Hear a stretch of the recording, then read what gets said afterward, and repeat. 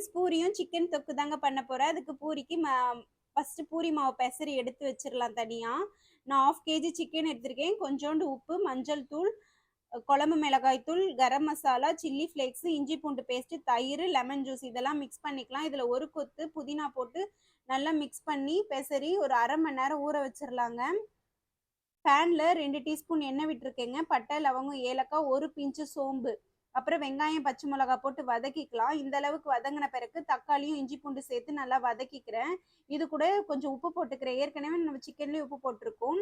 ஊற வச்ச சிக்கனையும் எல்லாத்தையும் ஒன்றா போட்டு ஒரு 5லேருந்து 10 மினிட்ஸ் வரைக்கும் சிம்மிலேயே மிதமான தீயில வச்சு கொஞ்சமாக தண்ணி ஊற்றி மூடி வச்சிடுறேன். நல்லா சுண்டி வந்துருச்சுங்க. இது கூட ஒரு கொத்து கருவேப்பிலை போட்டு மூடி சிம்மிலேயே வச்சிடுறேன். இன்னொரு 5 நிமிஷம் சிக்கன் தொக்கு ரெடி ஆயிடும். நான் எப்பவுமே பூரிக்கு மொத்தமாக தாங்க மாவு திரட்டுவேன். திரட்டி டிஃபன் பாக்ஸ் மூடி போட்டு கட் பண்ணி எடுத்துப்பேன்.